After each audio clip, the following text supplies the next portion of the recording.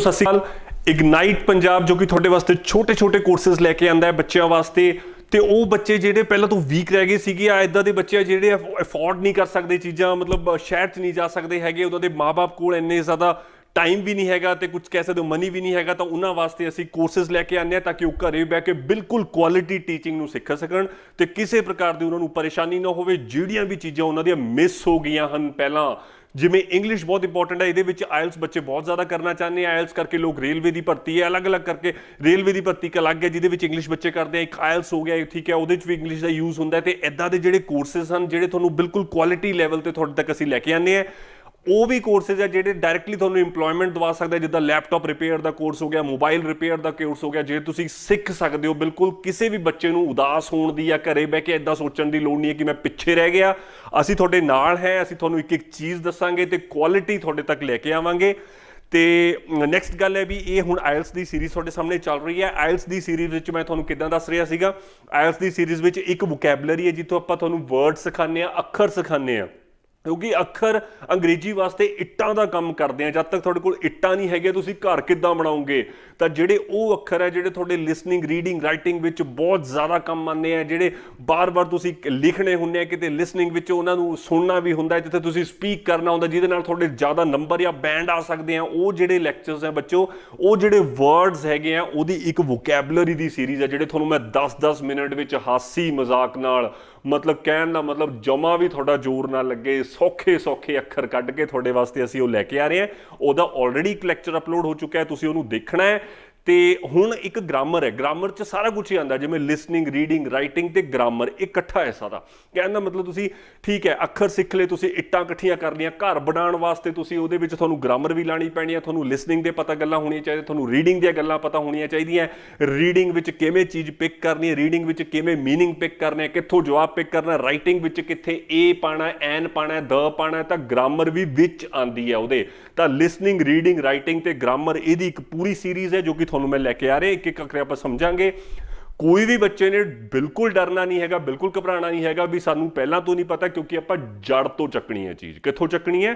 ਜੜ ਤੋਂ। ਇੰਨੀ ਜੜ ਤੋਂ ਕਿ ਬੱਚੇ ਨੂੰ ਜੇ ਜਮਾ ਵੀ ਕੁਝ ਨਹੀਂ ਆਉਂਦਾ ਹੈਗਾ, ਤੁਸੀਂ ਇਹ ਸਮਝੋ ਕਿ ਕੋਈ ਘਬਰਾਉਣਾ ਨਹੀਂ ਹੈਗਾ, ਕਿਉਂਕਿ ਈਜ਼ੀ ਕਰਕੇ ਇੰਨਾ ਸਮਝਾਇਆ ਜਾਊਗਾ, ਕੁਆਲਿਟੀ ਲੈਵਲ ਤੇ ਤੁਹਾਨੂੰ ਇੰਨਾ ਦੱਸਾਂਗਾ ਮੈਂ ਆਪਣੀ ਪੂਰੀ ਕੋਸ਼ਿਸ਼ ਕਰਕੇ, ਤਾਂ ਕਿ ਤੁਹਾਨੂੰ ਪੱਕਾ ਜਿਹੜੇ ਬੇਸ ਪਿੱਛੋਂ ਥੋੜਾ ਬਹੁਤਾ ਤੁਹਾਡਾ ਖਰਾਬ ਹੋਇਆ, ਬਹੁਤ ਜ਼ਿਆਦਾ ਨਹੀਂ ਆ, ਉਹਨੂੰ ਪੂਰੀ ਆਪਾਂ ਭਰਪਾਈ ਕਰਕੇ ਤੁਸੀਂ ਉਹਨੂੰ ਕਰ ਸਕੋ। ਠੀਕ ਹੈ, ਤਾਂ ਹੁਣ ਆਪਾਂ ਪਹਿਲੀ ਕਲਾਸ ਹੈ, ਦੇਖੋ ਆਇਲਸ ਬੇਸਿਕ ਗ੍ਰਾਮਰ ਕਲਾਸ 1, ਇਹ ਇੱਥੇ ਆਪਾਂ ਆ ਚੁੱਕੇ ਹਾਂ। ਤੇ ਬੇਸਿਕ ਹੈ ਇਹ ਆਇਲਸ ਦੀ ਉਹ ਕਲਾਸ ਹੈ, ਲੇਕਿਨ ਬੇਸਿਕ ਗ੍ਰਾਮਰ ਤੋਂ ਸਭ ਤੋਂ ਪਹਿਲਾਂ ਮੈਂ ਸ਼ੁਰੂ ਕਰਨਾ ਚਾਹ ਰਿਹਾ। ਵਿੱਚ ਹੀ ਤੁਹਾਨੂੰ ਮੈਂ ਸਾਰੇ ਫੰਡੇ ਦੱਸਦਾ ਰਹਾਂਗਾ, ਰੀਡਿੰਗ ਰੂਡਿੰਗ ਦੇ ਵੀ ਸਾਰੇ ਦੱਸਦਾ ਰਹਾਂਗਾ। ਤੇ ਉਹਦੇ ਤੁਸੀਂ ਕੋਈ ਵੀ, ਅੱਛਾ ਇੱਕ ਹੋਰ ਚੀਜ਼ ਹੈ, ਜੇ ਕਿਸੇ ਬੱਚੇ ਨੂੰ ਕੋਈ ਡਾਊਟ ਹੈ ਤਾਂ ਥੱਲੇ ਤੁਸੀਂ ਕਮੈਂਟਸ ਲਿਖ ਸਕਦੇ ਹੋ, ਤੁਸੀਂ ਮੈਨੂੰ ਦੱਸ ਸਕਦੇ ਹੋ, ਤੇ ਉਹ ਚੀਜ਼ ਨੂੰ ਮੈਂ ਅਪਗ੍ਰੇਡ ਕਰਾਂਗਾ, ਉਹ ਚੀਜ਼ ਮੈਂ ਐਡ ਕਰਕੇ ਤੁਹਾਡੇ ਤੱਕ ਪਹੁੰਚਾਵਾਂਗਾ। ਤੇ ਉਹ ਸਾਡੀ ਟੀਮ ਪੂਰੀ ਕੋਸ਼ਿਸ਼ ਕਰਕੇ ਜਿਹੜੀ ਵੀ ਕੋਈ ਬੱਚਿਆਂ ਦੇ ਕੋਈ ਮਨ ਵਿੱਚ ਇਹੋ ਜਿਹੀ ਗੱਲ ਹੈ ਜਿਹੜੀ ਸਾਡੇ ਅੱਖੋਂ ਵੀ ਵਾਂਝੀ ਰਹਿ ਗਈ, ਉਹ ਤੁਹਾਡੇ ਤੱਕ ਅਸੀਂ ਲੈ ਕੇ ਆਵਾਂਗੇ। ਮਤਲਬ ਕੋਈ ਵੀ ਕੰਟੈਂਟ, ਮਟੀਰੀਅਲ, ਕੋਈ ਗੱਲ ਜਿਹੜੀ ਬੱਚੇ ਦੇ ਡਾਊਟ ਹੋਵੇ ਤੁਸੀਂ ਕਰ ਸਕਦੇ ਹੋ। ਠੀਕ ਹੈ, ਕੋਈ ਨੋ ਪ੍ਰੋਬਲਮ। ਤੇ ਆਇਲਸ ਬੇਸਿਕ ਗ੍ਰਾਮਰ ਕਲਾਸ 1, ਤੇ ਬੇਸਿਕ ਗ੍ਰਾਮਰ ਵਿੱਚ ਆਇਲਸ ਵਿੱਚ ਤੁਹਾਨੂੰ ਪਤਾ ਹੀ ਹੈ ਕਿ ਆਪਾਂ ਨੂੰ ਜਦ ਤੱਕ ਆਪਾਂ ਨੂੰ ਗ੍ਰਾਮਰ ਨਹੀਂ ਆਉਂਦੀ, ਜਦ ਤੱਕ ਆਪਾਂ ਨੂੰ ਅੱਗੇ ਆਪਾਂ ਲਿਖ ਨਹੀਂ ਸਕਦੇ ਰੀਡਿੰਗ। ਉਹ ਮੈਂ ਤੁਹਾਨੂੰ ਕਈ ਵਾਰ ਦੱਸਦਾ। ਦੇਖੋ ਹੁਣ ਜਮਾ ਹੀ ਜੜ ਤੋਂ, ਸਭ ਤੋਂ ਜੜ ਬੇਸਿਕ ਸਭ ਤੋਂ ਕੀ ਹੈ ਆਇਲਸ ਦਾ? ਸਭ ਤੋਂ ਬੇਸਿਕ ਹੈ ਇੰਗਲਿਸ਼ 'ਚ ਲਿਖਣਾ। ਇੰਗਲਿਸ਼ ਕਿਹਦੇ ਨਾਲ ਬਣਦੀ ਹੈ? 26 ਅੱਖਰਾਂ ਨਾਲ। ਕਿੰਨੇ ਅੱਖਰ ਹੁੰਦੇ ਆ? 26। ਜਿਵੇਂ ਆਪਣੇ ਪੰਜਾਬੀ ਵਿੱਚ 35 ਅੱਖਰੀ ਹੁੰਦੀ ਹੈ, ਤੇ ਹਿੰਦੀ ਵਿੱਚ ਕਿੰਨੇ ਹੁੰਦੇ ਆ? 44 ਹੁੰਦੇ ਆ। ਤਾਂ ਇਦਾਂ ਹੀ ਇੰਗਲਿਸ਼ ਵਿੱਚ ਕਿੰਨੇ ਹੁੰਦੇ ਆ? 26 ਹੁੰਦੇ ਆ। ਇਹ ਗੱਲਾਂ ਮੈਂ ਤੁਹਾਨੂੰ ਕਿਉਂ ਦੱਸ ਰਿਹਾ? ਕਿਉਂਕਿ ਅੱਜ ਮੈਂ ਤੁਹਾਨੂੰ ਇਹ ਸਮਝਾ ਦੇਣਾ ਹੈ ਤੇ ਵੀ ਏ ਐਨ ਦੀ ਗਲਤੀ ਕਿੱਥੇ ਤੁਸੀਂ ਕਰਦੇ ਹੋ, ਜੋ ਕਿ ਬਹੁਤ ਵੱਡੀ ਗਲਤੀ ਹੈ, ਤੁਸੀਂ ਨੰਬਰ ਗਵਾਉਂਦੇ ਹੋ। ਤੇ ਅੱਜ ਜਿਹੜਾ ਤੁਹਾਨੂੰ ਮੈਂ ਬੇਸਿਕ ਸਮਝਾਤਾ, ਚਾਹੇ ਤੁਸੀਂ ਅੱਜ ਸਿੱਖ ਲਓ, ਇੰਨੇ ਬੇਸ ਤੋਂ ਦੱਸੂਗਾ, ਚਾਹੇ 50 ਸਾਲ ਬਾਅਦ ਤੁਸੀਂ ਯਾਦ ਕਰ ਲਓ, ਤੁਹਾਨੂੰ ਭੁੱਲ ਨਹੀਂ ਸਕਦਾ ਹੈਗਾ ਵੀ ਕਿਵੇਂ ਯਾਦ ਰੱਖਣਾ ਹੈ। ਠੀਕ ਹੈ, ਤਾਂ ਤੁਸੀਂ ਦੇਖੋ। ਤੇ ਐਲਫਾਬੈਟ ਮੈਂ ਕਿਉਂ ਲਿਖਿਆ? ਐਲਫਾਬੈਟ ਦਾ ਮਤਲਬ ਹੁੰਦਾ ਵਰਨਮਾਲਾ। ਵਰਨਮਾਲਾ ਆਪਣੀ ਕਿੰਨੀ ਹੁੰਦੀ ਹੈ ਜੀ? ਜਮਾ ਹੀ ਬੇਸ ਤੋਂ ਚੱਕਿਆ 26 ਅੱਖਰਾਂ ਦੀ ਵਰਨਮਾਲਾ ਹੁੰਦੀ ਹੈ। ਉਹ ਵਰਨਮਾਲਾ ਮਿਲ ਮਿਲ ਕੇ ਆਪਾਂ ਨਵੇਂ ਅੱਖਰ ਬਣਾਈ ਜਾਂਦੇ ਆ।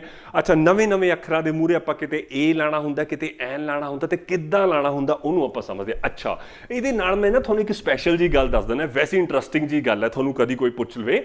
ਐਲਫਾਬੈਟ ਤਾਂ ਕਹਿੰਦੇ ਆ ਵਰਨਮਾਲਾ ਨੂੰ, ਕਦੀ ਵੀ ਬੱਚੋ ਐਲਫਾਬੈਟਸ ਨਹੀਂ ਕਹਿਣਾ ਹੈਗਾ, ਤੁਸੀਂ ਐਲਫਾਬੈਟਸ ਨਹੀਂ ਕਹਿਣਾ। ਤੁਸੀਂ ਕਿਤੇ ਵੀ ਕਲਾਸ ਲਾ ਰਹੇ ਹੋ, ਇੰਗਲਿਸ਼ ਦੀ ਕਲਾਸ ਲਾ ਰਹੇ ਹੋ, ਆਇਲਸ ਦਾ ਹੀ ਕੁਝ ਸਪੀਕ ਕਰ ਰਹੇ ਹੋ, ਕਿਤੇ ਰਾਈਟਿੰਗ ਕਰ ਰਹੇ ਹੋ, ਕਿਸੇ ਇੰਗਲਿਸ਼ ਵਾਲੇ ਬੰਦੇ ਨਾਲ ਗੱਲ ਹੋ ਗਈ ਕੋਈ, ਨਾ ਨਾ ਐਲਫਾਬੈਟਸ ਨਹੀਂ ਬੱਚੋ। ਜਦ ਮੈਂ ਐਲਫਾਬੈਟ ਅੱਖਰ ਲਿਖਤਾ ਨਾ, ਇਹਦਾ ਮਤਲਬ ਹੋ ਗਿਆ 26 ਇਕੱਠੇ ਲੈ ਲੇ, ਨਾਲ ਤੁਸੀਂ ਬੈਟਸ ਦਾ ਐਸ ਨਹੀਂ ਲਾਣਾ। ਬੱਚੇ ਬੜੀ ਗਲਤੀ ਕਰਦੇ ਆ, ਮੇਰੇ ਕੋਲ ਆਉਂਦੇ ਨਾ ਬੱਚੇ ਬਿਲਕੁਲ ਬੇਸ ਕਰਦੇ, ਕਈ ਵਾਰ ਸਿੱਖਦੇ ਆ ਤੇ ਉਹ ਇਸ ਲੈਵਲ ਦੀ ਵੀ ਗਲਤੀ ਕਰਦੇ ਆ। ਵੈਸੇ ਹੀ ਦੱਸਣ ਵਾਸਤੇ ਗੱਲ ਹੈ, ਤੁਸੀਂ ਦਿਮਾਗ 'ਚ ਰੱਖਣਾ ਹੈ। ਮੇਰੇ ਨਾਲ ਤੁਸੀਂ ਛੋਟੇ ਜਿਹੇ ਨੋਟਸ ਬਣਾਉਣੇ ਆ, 15 ਮਿੰਟ ਦੇ ਅੰਦਰ ਆਪਾਂ ਖਤਮ ਕਰ ਦੇਣਾ, ਠੀਕ ਹੈ। ਤੇ ਦੇਖੋ ਤੁਸੀਂ ਨੈਕਸਟ, ਐਲਫਾਬੈਟਸ ਕਿਹਨੂੰ ਕਹਿੰਦੇ ਆ? ਵੈਸੇ ਦੱਸਣ ਨੂੰ ਹੈ, ਇੰਟਰਸਟਿੰਗ ਜੀ ਗੱਲ ਹੈ। ਜਦ ਬਹੁਤ ਸਾਰੀਆਂ ਵਰਨਮਾਲਾ ਆਪਾਂ ਇਕੱਠੀਆਂ ਕਰ ਲੈਂਦੇ ਆ ਵੀ ਹਾਂਜੀ ਆ ਅੰਗਰੇਜ਼ੀ ਦੀ, ਆ ਹਿੰਦੀ ਦੀ, ਆ ਗੁਰਮੁਖੀ ਦੀ, ਜਦ ਉਹ 26 44 35 ਜਿਹੜੇ ਇਹ ਸੈੱਟ ਇਕੱਠੇ ਕਰਦੇ, ਇਹਨੂੰ ਆਪਾਂ ਐਲਫਾਬੈਟਸ ਕਹਿੰਦੇ ਆ, ਠੀਕ ਹੈ। ਤਾਂ ਐਲਫਾਬੈਟ ਤੋਂ ਮੈਂ ਸ਼ੁਰੂ ਕਰਤਾ, ਇਸ ਤੋਂ ਬੇਸ ਕੁਝ ਹੋ ਹੀ ਨਹੀਂ ਸਕਦਾ, ਇਸ ਤੋਂ ਬੇਸ ਸਭ ਤੋਂ ਥੱਲਿਓ ਚੱਕੀ ਹੈ ਗੱਲ, ਠੀਕ ਹੈ। ਅੱਗੇ ਦੇਖੋ, ਜਿਹੜੇ ਆਪਣੇ ਐਲਫਾਬੈਟਸ ਹੈ ਨਾ ਪੰਜਾਬੀ ਵਿੱਚ, ਸੌਰੀ ਇੰਗਲਿਸ਼ ਵਿੱਚ, ਉਹਦੇ ਵਿੱਚ ਕਾਕਾ ਜੀ AEIOU ਨੂੰ ਆਪਾਂ ਕਹਿੰਦੇ ਆ ਵੋਵਲ। ਤੁਸੀਂ ਵੀ ਸੁਣਿਆ ਹੋਣਾ ਇਹਨਾਂ ਨੂੰ। ਇਹ ਜਿਹੜੇ ਲੈਟਰਸ ਹੈ, ਦੇਖੋ ਜੀ ਐਲਫਾਬੈਟ 'ਚ ਹੁੰਦੇ 26 'ਚ ABCD ਆ ਜਿਹੜੇ ਆ, ਇਹਨਾਂ ਨੂੰ ਆਪਾਂ ਕੀ ਕਹਿੰਦੇ ਆ? ਲੈਟਰਸ। ਤਾਂ ਜਿਹੜੇ ਆ 5 ਲੈਟਰ ਹੈ ਨਾ, AEIOU, ਇਹ ਪੰਜਾਂ ਦਾ ਨਾ ਇੱਕ ਨਾਮ ਰੱਖਿਆ ਹੋਇਆ। ਕੀ ਨਾਮ ਰੱਖਿਆ? ਵੋਵਲ ਕਹਿੰਦੇ ਇਹਨਾਂ ਨੂੰ। ਕੀ ਕਹਿੰਦੇ ਆ? ਵੋਵਲ ਅੱਖਰ। ਤੇ ਜਿਹੜੇ ਬਚੇ ਹੋਏ ਕਿੰਨੇ ਆ ਜੀ? 21 ਬਚ ਗਏ। 26 ਵਿੱਚੋਂ 5 ਕੱਢ ਦੋ, ਕਿੰਨੇ ਬਚ ਗਏ? 21 ਬਚ ਗਏ। ਤਾਂ 21 ਨੂੰ ਆਪਾਂ ਕੀ ਕਹਿੰਦੇ ਆ? ਕੌਨਸੋਨੈਂਟਸ ਕਹਿੰਦੇ ਆ। ਜਮੇ ਸੌਖਾ, ਇਹ ਨਾਮ ਰੱਖੇ ਹੋਏ ਆ, ਕੁਝ ਵੀ ਨਹੀਂ ਹੈਗਾ। ਜਿਵੇਂ ਜਮਾਤਾਂ ਵਿੱਚ ਨਹੀਂ ਕਲਾਸ ਹੁੰਦੇ ਹੈਗੇ ਵੀ ਰੈੱਡ ਹਾਊਸ ਹੈ, ਉਹਦੇ ਤੁਹਾਡੇ ਸਕੂਲਾਂ ਵਿੱਚ ਕਹਿੰਦੇ ਆ ਵੀ ਅੱਛਾ ਇਹ ਤਾਂ ਗ੍ਰੀਨ ਹਾਊਸ ਹੈ। ਥੋੜੇ ਜਿਹੇ ਬੱਚੇ ਜਿਹੜੇ ਚੰਗੇ ਬੱਚੇ ਹੁੰਦੇ ਆ ਉਹਨੂੰ ਸਪੈਸ਼ਲ ਕਲਾਸ ਕਹਿ ਦਿੰਦੇ ਆ। ਉਸੇ ਤਰੀਕੇ ਨਾਲ ਇਹ ਨਾਮ ਰੱਖੇ ਹੋਏ ਆ। ਜਿਹੜੇ ਸਾਡੇ 26 ਵਿੱਚੋਂ 5 ਹਨ ਜਿਨ੍ਹਾਂ ਦਾ ਨਾਮ ਮੈਂ 5 ਬੱਚੇ ਹਨ, ਬੱਚੇ ਹੀ ਲਾ ਲਓ ਤੁਸੀਂ ਕਲਾਸ ਦੇ, ਜਿਹੜੇ 5 ਬੈਸਟ ਬੱਚੇ ਆ ਇਹਨਾਂ ਨੂੰ ਆਪਾਂ ਕਹਿੰਦੇ ਆ ਵੋਵਲਸ। ਜਿਹੜੇ 21 ਹੈ ਇਹਨਾਂ ਨੂੰ ਆਪਾਂ ਕਹਿੰਦੇ ਆ ਕੌਨਸੋਨੈਂਟਸ। 26 ਵਿੱਚੋਂ 21 ਦਾ ਨਾਮ, 21 ਨੂੰ ਇਕੱਠੇ ਹੋ ਕੇ ਕਹਿੰਦੇ ਇਹ ਸਾਰੇ ਕੌਨਸੋਨੈਂਟ ਹੈ, 5 ਨੂੰ ਆਪਾਂ ਕਹਿੰਦੇ ਇਹ ਵੋਵਲ ਹੈ। ਹੋ ਗਿਆ, ਠੀਕ ਹੈ। ਤੇ ਜਿਹੜਾ ਬੱਚੋ WY ਹੈ ਨਾ, ਇਹਦਾ ਇੱਕ ਸਪੈਸ਼ਲ ਨਾਮ ਵੀ ਹੈ। ਤੁਹਾਨੂੰ ਪਤਾ ਲੱਗੂਗਾ ਵੀ ਤੁਸੀਂ ਕਿੱਦਾਂ ਗਲਤੀਆਂ ਕਰਦੇ ਹੋ ਰਾਈਟਿੰਗ ਰੂਟਿੰਗ ਵਿੱਚ, ਤੁਸੀਂ ਸਪੀਕਿੰਗ ਵਿੱਚ, ਰੀਡਿੰਗ ਵਿੱਚ ਤਾਂ ਨਹੀਂ, ਸਪੀਕਿੰਗ ਵਿੱਚ ਕਿੱਦਾਂ ਕਦੀ ਗਲਤੀ ਕਰਦੇ ਹੋ। ਤੇ ਜਿਹੜਾ ਕਾਕਾ ਜੀ WY ਹੈ ਨਾ, ਇਹਨੂੰ ਆਪਾਂ ਕਹਿੰਦੇ ਆ ਸੈਮੀ ਵੋਵਲਸ। ਕੀ ਕਹਿੰਦੇ ਆ? ਸੈਮੀ ਵੋਵਲਸ। ਇਹ ਦੋ ਸਪੈਸ਼ਲ ਹੈ। ਜਿਵੇਂ ਕਲਾਸ ਜੋ ਇਲਤੀ ਜੇ ਨਿਆਣੇ ਨਹੀਂ ਹੁੰਦੇ ਹੈਗੇ, ਉਹਨੂੰ ਟੀਚਰ ਦੂਰੋਂ ਹੀ ਦੇਖ ਲੈਂਦਾ ਵੀ ਇਹ ਦੋ ਬੜੇ ਇਲਤੀ ਹੈ। ਆ ਦੋਨਿਆਂ ਜਿਹੜੇ ਸਪੈਸ਼ਲ ਇਲਤੀ ਹੈ ਇਹਨਾਂ ਨੂੰ ਕੀ ਕਹਿਣਾ ਆਪਾਂ ਕਾਕਾ ਜੀ? ਸੈਮੀ ਵੋਵਲਸ, ਠੀਕ ਹੈ। ਅੱਛਾ, ਤੁਸੀਂ ਮੈਨੂੰ ਇੱਕ ਗੱਲ ਦੱਸੋ, ਜਿੰਨੇ ਵੀ, ਇੱਕ ਮੈਂ ਬੜਾ ਜ਼ਬਰਦਸਤ ਐਗਜ਼ਾਮਪਲ ਲੈਣਾ, ਤੁਹਾਨੂੰ ਬੜਾ ਪਸੰਦ ਆਊਗਾ। ਮੈਨੂੰ ਦੱਸੋ ਜੇ ਕਮਲ ਲਿਖਣਾ ਹੈ, ਮੈਂ ਹਿੰਦੀ ਲਿਖਦਾ, ਜਿੱਦਾਂ ਮੈਂ ਲਿਖਤਾ ਕ, ਮੈਂ ਲਿਖਤਾ ਮ, ਮੈਂ ਲਿਖਤਾ ਲ। ਕ ਨੂੰ ਇੰਗਲਿਸ਼ 'ਚ ਕਿਆ ਲਿਖਦੇ ਆ? ਕੇ ਮ ਐਲ, ਠੀਕ ਹੈ ਨਾ, ਆਇਓ ਲਿਖਦੇ। ਅੱਛਾ, ਇਹ ਇਕੱਠੇ ਕਰਕੇ ਕੀ ਬਣੂਗਾ? ਕਮਲ। ਫੁੱਲ ਜਿਹੜਾ ਹੁੰਦਾ ਹੈ। ਅੱਛਾ, ਜੇ ਮੈਂ ਤਿੰਨਾਂ ਨੂੰ ਇਕੱਠੇ ਕਰਦਾ ਕੀ ਬਣੂਗਾ? ਇਹ ਕਮਲ ਬਣੂਗਾ? ਨਹੀਂ ਜੀ ਨਹੀਂ, ਇੰਗਲਿਸ਼ ਵਿੱਚ ਤੇ ਕਿਸੇ ਨੇ ਬੱਚੇ ਨੇ ਕਮਲ ਲਿਖਣਾ, ਉਹ ਹੁੰਦਾ ਹੈ KAMAL। ਉਹ ਕੀ ਹੁੰਦਾ ਹੈ? KAMAL। ਇਹਦਾ ਮਤਲਬ ਇਹ ਹੋਇਆ ਅੰਗਰੇਜ਼ੀ ਦੇ ਜਿਹੜੇ 26 ਅੱਖਰ ਹੈ ਉਹ ਪੂਰੇ ਨਹੀਂ ਹੈਗੇ। ਕਹਿਣ ਦਾ ਮਤਲਬ ਅੰਗਰੇਜ਼ੀ ਦੇ ਜਿਹੜੇ 26 ਅੱਖਰ ਹੈ ਨਾ, ਤੁਸੀਂ ਇਹ ਦੇਖੋ, ਜੇ ਕੱਕੇ ਨੂੰ ਆਪਾਂ K ਨਾਲ ਸ਼ੋਅ ਕਰੀਏ, ਮਾਂ ਨੂੰ ਜੇ ਆਪਾਂ M ਨਾਲ, ਮੰਮੇ ਨੂੰ ਆਪਾਂ M ਨਾਲ ਸ਼ੋਅ ਕਰੀਏ, ਲੱਲੇ ਨੂੰ ਆਪਾਂ L ਨਾਲ ਸ਼ੋਅ ਕਰੀਏ, ਤਾਂ ਤਿੰਨ ਮਿਲ ਕੇ ਤਾਂ ਕਮਲ ਬਣਾਉਂਦੇ ਆ। ਪਰ ਅੰਗਰੇਜ਼ੀ ਵਿੱਚ ਜੇ ਆਪਾਂ ਇਕੱਠਾ ਐਂ ਲਿਖਦੇ ਨਾ, ਕੋਈ ਬੱਚਾ ਕਹਿ ਦੇਵੇ ਅੱਛਾ ਆ ਕੀ ਲਿਖਿਆ ਹੋਇਆ, ਕੀ ਤੁਸੀਂ ਇਹਨੂੰ ਕਮਲ ਪੜੋਗੇ? ਨਹੀਂ, ਇਹਨੂੰ ਆਪਾਂ ਕਮਲ ਨਹੀਂ ਪੜੋਗੇ, ਤਾਂ ਹੋਰ ਹੀ ਕੁਝ ਬਣ ਗਿਆ, ਕਮਲ ਐਦਾਂ ਬਣ ਗਿਆ। ਇਹਦਾ ਮਤਲਬ ਬੱਚੋ ਇਹ ਹੋਇਆ ਵੀ ਜਿਹੜੇ ਅੰਗਰੇਜ਼ੀ ਦੇ ਸਾਡੇ 26 ਵਰਡਸ ਹਨ ਉਹ ਆਪਣੇ ਆਪ ਵਿੱਚ ਕੰਪਲੀਟ ਨਹੀਂ ਹਨ। ਅੰਗਰੇਜ਼ੀ ਵਿੱਚ ਇਕੱਲੇ 26 ਅੱਖਰਾਂ ਨਾਲ ਸਾਰੀਆਂ ਆਵਾਜ਼ਾਂ ਗਲੇ ਨਾਲ ਆਪਾਂ ਨਹੀਂ ਕੱਢ ਸਕਦੇ। ਅੰਗਰੇਜ਼ੀ ਵਿੱਚ ਜਿਹੜੀ 26 ਅੱਖਰੀ ਹੁੰਦੀ ਹੈ ਉਹ ਕੰਪਲੀਟ ਨਹੀਂ ਹੈਗੀ ਹੈ, ਪਰ ਫਿਰ ਵੀ ਦੁਨੀਆ ਕੰਮ ਚਲਾ ਰਹੀ ਹੈ। ਕੁਛ ਸਾਊਂਡਸ, ਸਾਰੀਆਂ ਇਹ ਸਾਊਂਡਸ ਤੇ ਆਧਾਰਿਤ ਹੈ ਬੱਚੋ। ਜਿਹੜੀਆਂ ਵੀ ਆਪਾਂ ਗਲੇ ਤੋਂ ਸਾਊਂਡਸ ਕੱਢਣੀਆਂ ਹਨ ਉਹਨੂੰ ਇੱਕ ਅੱਖਰ ਦੇ ਦਿੰਦੇ ਆ। ਪੰਜਾਬੀ ਵਿੱਚ ਉਹ 35 ਦਿੱਤੇ ਹੋਏ ਆ, ਹਿੰਦੀ ਵਿੱਚ 40 ਦਿੱਤੇ ਹੋਏ ਆ, ਇੰਗਲਿਸ਼ 'ਚ ਕਹਿੰਦੇ ਸਿਰਫ 26। ਤਾਂ ਉਹ 26 ਨਾਲ ਆਪਾਂ ਗਲੇ ਦੀਆਂ ਸਾਰੀਆਂ ਸਾਊਂਡਸ ਨਹੀਂ ਕੱਢ ਸਕਦੇ ਹੈਗੇ। ਇਹਦਾ ਮਤਲਬ ਜਿਹੜੀ ਸਾਡੀ 26 ਅੱਖਰੀ ਹੈ ਇੰਗਲਿਸ਼ ਦੀ, ਤੁਹਾਡੇ ਸਾਹਮਣੇ ਹੈ। ਕਮਲ ਅੱਖਰ ਹੈ ਜਿਹੜਾ, ਜੇ ਕੱਕੇ ਨੂੰ ਆਪਾਂ K ਨਾਲ ਸ਼ੋਅ ਕਰਦੇ, ਮੰਮੇ ਨੂੰ M ਨਾਲ ਸ਼ੋਅ ਕਰਦੇ, ਲੱਲੇ ਨੂੰ L ਨਾਲ ਸ਼ੋਅ ਕਰਦੇ, ਤਾਂ ਕਮਲ ਨਹੀਂ ਬੋਲਿਆ ਜਾਂਦਾ। ਸਾਨੂੰ ਵਿੱਚ A ਵੀ ਲਾਣਾ ਪਊਗਾ। ਇਹਦਾ ਮਤਲਬ ਕਿ ਕੱਲਾ ਇੱਕ K ਸਾਊਂਡ ਨਹੀਂ ਹੈਗੀ, KA ਵੀ ਇੱਕ ਸਾਊਂਡ ਹੈ। ਕੱਲੀ ਇੱਕ M ਸਾਊਂਡ ਨਹੀਂ ਹੈਗੀ, ਇੱਕ MA ਵੀ ਸਾਊਂਡ ਹੈ। ਕਿ ਇਹ ਵੀ ਇੱਕ ਅੱਖਰ ਬਣਨ ਦੇ ਲਾਇਕ ਹੈ ਜੋ ਕਿ ਉਹ 26 ਅੱਖਰਾਂ 'ਚ ਹੋਣਾ ਚਾਹੀਦਾ ਸੀਗਾ। ਐਮ ਕੱਲਾ ਨਹੀਂ, ਐਮ ਏ ਵੀ ਆਪਣੇ ਆਪ 'ਚ ਇੱਕ ਅੱਖਰ ਬਣਨ ਦੇ ਲਾਇਕ ਹੈ ਜੋ ਉਹ 26 ਅੱਖਰਾਂ ਵਿੱਚ ਹੋਣਾ ਚਾਹੀਦਾ ਸੀਗਾ ਜੇ ਆਪਾਂ ਉਸ ਪੂਰੀ ਅੰਗਰੇਜ਼ੀ ਦੀ ਵਰਨਮਾਲਾ ਨੂੰ ਪੂਰਾ ਕਰਨਾ ਸੀਗਾ। ਪਰ ਅੰਗਰੇਜ਼ਾਂ ਨੇ ਛੱਡਤੀ, ਉਹਨਾਂ ਨੇ 26 ਪਰ ਮਾਰਿਆ ਕਾਟਾ, ਕਹਿੰਦੇ ਚੱਲ ਜੀ ਬਸ ਇੰਨੇ ਹੀ ਬਹੁਤ ਹੈ, ਆਪੇ ਜੋੜੀ ਜਾੜੀ ਜਾਉਂਗੇ ਜਿਨ੍ਹਾਂ ਨੇ ਜੋੜਨੇ ਹੋਏ। ਇਹਦਾ ਮਤਲਬ ਇਹ ਹੋਇਆ ਜਿਹੜੇ ਸਿਰਫ 26 ਲੈਟਰਸ ਹੈ ਇੰਗਲਿਸ਼ ਦੇ ਉਹ ਸਫੀਸ਼ੀਐਂਟ ਨਹੀਂ ਹੈਗੇ ਗਲੇ ਤੋਂ ਸਾਰੀਆਂ ਆਵਾਜ਼ਾਂ ਕੱਢਣ ਵਾਸਤੇ, ਉਹਨਾਂ ਨੂੰ ਜੋੜਨਾ ਪੈਂਦਾ ਹੈ। ਪਰ ਜੇ ਆਪਾਂ ਪੰਜਾਬੀ ਵਿੱਚ ਦੇਖੀਏ ਜਾਂ ਫਿਰ ਆਪਾਂ ਹਿੰਦੀ ਵਿੱਚ ਦੇਖੀਏ, ਦੇਖੋ ਹਿੰਦੀ ਵਿੱਚ ਕੱਕੇ ਮੰਮਾ ਤੇ ਲੱਲੇ ਨਾਲ ਕਮਲ ਬਣਦਾ ਹੈ, ਨਾਲ ਕੁਝ ਜੋੜਨਾ ਨਹੀਂ ਸਾਨੂੰ ਪਿਆ ਹੈਗਾ ਕਾਕਾ ਜੀ, ਕੁਝ ਵੀ ਹੋਰ ਐਕਸਟਰਾ ਸਾਊਂਡ ਵਾਸਤੇ। ਇਹ ਤਿੰਨੋਂ ਮਿਲ ਕੇ ਕਮਲ ਬਣਾਉਣ ਦੇ ਲਾਇਕ ਹਨ। ਪਰ ਅੰਗਰੇਜ਼ੀ ਵਿੱਚ ਕੱਕਾ ਮੰਮਾ ਤੇ ਲੱਲਾ ਜੁੜ ਕੇ ਕਮਲ ਬਣਾਉਣ ਦੇ ਲਾਇਕ ਨਹੀਂ ਸਨ। ਇਹਦਾ ਮਤਲਬ ਬਹੁਤ ਸਾਰੀਆਂ ਜਿਹੜੀਆਂ ਸਾਊਂਡਸ ਹਨ ਇੰਗਲਿਸ਼ ਲੈਂਗੁਏਜ ਵਿੱਚ ਛੁੱਟ ਗਈਆਂ ਹਨ। ਇਸ ਲਈ ਜੇ ਆਪਾਂ ਇੰਗਲਿਸ਼ ਲੈਂਗੁਏਜ ਵਿੱਚ ਸਾਰੀਆਂ ਸਾਊਂਡਸ ਨੂੰ ਇਕੱਠਾ ਕਰਦੇ ਹਾਂ ਤਾਂ ਉਹ ਵੀ ਤੁਸੀਂ ਹੈਰਾਨ ਰਹਿ ਜਾਓਗੇ ਕਿੰਨੀਆਂ ਬਣਦੀਆਂ ਕਾਕਾ ਜੀ, ਉਹ 44 ਬਣਦੀਆਂ ਹਨ। ਜਿਵੇਂ 26 ਤਾਂ ਬਣਦੀਆਂ ਹੀ ਹੈ, ਕੋਈ ਕਹਿੰਦਾ ਕੇ ਏ ਵੀ ਲਓ, ਇਹ ਵੀ ਇੱਕ ਸਾਊਂਡ ਹੈ, ਕੋਈ ਕਹਿੰਦਾ ਐਮ ਏ ਵੀ ਲਓ, ਇਹ ਵੀ ਇੱਕ ਸਾਊਂਡ ਹੈ। ਇਹੋ ਜਿਹੀਆਂ ਹੋਰ ਵੀ ਆਪਾਂ ਕਾਕਾ ਜੀ ਬਣਾ ਸਕਦੇ ਹਨ ਤੇ ਕੁੱਲ ਮਿਲਾ ਕੇ ਇਹ ਕਿੰਨੀਆਂ ਬਣਦੀਆਂ 44 ਹਿੰਦੀ ਵਾਲੇ ਦੇ ਬਰਾਬਰ। ਹਿੰਦੀ ਵਾਲਿਆਂ ਨੇ ਬੜੀ ਸੋਹਣੀ ਵਰਨਮਾਲਾ ਚੂਜ਼ ਕੀਤੀ ਹੈ, ਸਾਰੀਆਂ ਸਾਊਂਡਸ ਇਕੱਠੀਆਂ ਕੀਤੀਆਂ ਹੋਈਆਂ ਉਹਨਾਂ ਨੇ 44 ਵਿੱਚ। ਅੰਗਰੇਜ਼ੀ ਵਾਲਿਆਂ ਨੇ ਸਾਰੀਆਂ ਸਾਊਂਡਸ 44 ਵਿੱਚ ਇਕੱਠੀਆਂ ਨਹੀਂ ਕੀਤੀਆਂ ਸੀਗੀਆਂ। ਤਾਂ ਇਹਦਾ ਮਤਲਬ ਇਹ ਹੋਇਆ ਇੰਗਲਿਸ਼ ਕੰਪਲੀਟ ਨਹੀਂ ਹੈਗੀ ਉਹਦੀ ਵਰਨਮਾਲਾ। ਫਿਰ ਵੀ ਚਲੋ ਕੋਈ ਗੱਲ ਨਹੀਂ, ਇਹ ਕਿਉਂ ਦੱਸੀ ਹੈ ਮੈਂ ਤੁਹਾਨੂੰ ਗੱਲ, ਇਹ ਬੱਚੋ ਮੈਂ ਤਾਂ ਦੱਸੀ ਹੈ ਗੱਲ, ਜਿਹੜੇ ਆਹ ਪੁਰਾਣੇ ਜ਼ਮਾਨੇ 'ਚ ਆਪਾਂ ਯਾਦ ਕਰਦੇ ਹਾਂ ਨਾ ਵੀ ਆਹ 5 ਵੋਵਲ ਹੈ, ਆਹ 21 ਕੰਸੋਨੈਂਟ ਹੈ, ਇਹ ਥੋੜਾ ਜਿਹਾ ਗਲਤ ਹੈ ਕਿਉਂਕਿ ਵਰਨਮਾਲਾ ਹੀ ਪੂਰੀ ਨਹੀਂ ਹੈਗੀ। ਜੇ ਮੈਂ ਤੁਹਾਨੂੰ ਅਸਲੀ ਵਿੱਚ ਦੱਸਾਂ ਤਾਂ ਅੰਗਰੇਜ਼ੀ ਵਿੱਚ ਐਕਚੁਅਲੀ 20 ਵੋਵਲ ਹੈ ਤੇ 24 ਕੰਸੋਨੈਂਟ ਹੈਗੇ ਆ। ਜੇ 44 ਦੀਆਂ 44 ਆਵਾਜ਼ਾਂ ਨਾਲ ਮੈਂ ਇੱਕ ਵਰਨਮਾਲਾ ਅੰਗਰੇਜ਼ੀ ਦੀ ਨਵੀਂ ਬਣਾਵਾਂ ਨਾ, ਉਹਦੇ ਵਿੱਚ ਕਿੰਨੇ 20 ਵੋਵਲ ਹੈ ਤੇ 24 ਕਿੰਨੇ ਹੋਣੇ ਚਾਹੀਦੇ ਆ, ਕੰਸੋਨੈਂਟ ਹੋਣੇ ਚਾਹੀਦੇ। ਗੱਲ ਹੋ ਗਈ ਖਤਮ, ਹੁਣ ਆਈ ਆ ਅਸਲੀ ਗੱਲ ਪਰ ਆਪਾਂ। ਠੀਕ ਹੈ, ਹੁਣ ਤੁਸੀਂ ਦੇਖੋ ਬੱਚੋ, ਜਿਹੜੀਆਂ ਵੀ ਸਾਡੀਆਂ ਆਵਾਜ਼ਾਂ ਹਨ, ਜਿੰਨੀਆਂ ਵੀ ਆਪਣੀ ਇੰਗਲਿਸ਼ ਦੀਆਂ ਆਵਾਜ਼ਾਂ ਹਨ, ਉਹਦੇ ਵਿੱਚ ਕੁਛ ਆਵਾਜ਼ਾਂ ਹੁੰਦੀਆਂ ਵੋਕਲ ਕੋਰਡਸ। ਵੋਕਲ ਕੋਰਡਸ ਬਹੁਤ ਇੰਪੋਰਟੈਂਟ ਹੈ। ਇਹ ਕਿੱਥੇ ਲੈਣਾ, ਐਨ ਕਿੱਥੇ ਲੈਣਾ, ਜਿਹੜੀ ਤੁਸੀਂ ਗਲਤੀਆਂ ਕਰਦੇ ਹੋ ਪੇਪਰ ਵਿੱਚ ਬਾਰ-ਬਾਰ ਦੇ ਤੁਹਾਡੇ ਨੰਬਰ ਕੱਟੇ ਜਾਂਦੇ ਆ। ਵੋਕਲ ਕੋਰਡਸ ਬੱਚੋ ਗਲੇ ਵਿੱਚ ਇੱਕ ਇੱਥੇ ਨਾ ਇੱਕ ਸਾਡੇ ਘੁੰਡੀ ਜਿਹਨੂੰ ਕੰਠ ਕਹਿੰਦੇ ਆ, ਕੰਠ ਨਾਲ ਆਪਾਂ ਬੋਲਦੇ ਆ। ਤੁਸੀਂ ਦੇਖ ਲਓ ਆਪਾਂ ਗੱਲਾਂ ਕੰਠ ਨਾਲ ਕਰਦੇ ਆ, ਮੂੰਹ ਨਾਲ ਨਹੀਂ ਕਰਦੇ। ਅੱਛਾ ਜੇ ਮੈਂ ਗਲੇ ਤੋਂ ਨਾ ਬੋਲਾਂ ਨਾ, ਮੂੰਹ ਮੈਂ ਐਂ ਕਰੀ ਜਾਵਾਂ, ਆਵਾਜ਼ ਆਈ, ਕੋਈ ਆਵਾਜ਼ ਨਹੀਂ ਆਏ, ਐਂ ਲੱਗਦਾ ਜਿਵੇਂ ਡੱਡੂ ਐਂ ਕਰਦਾ।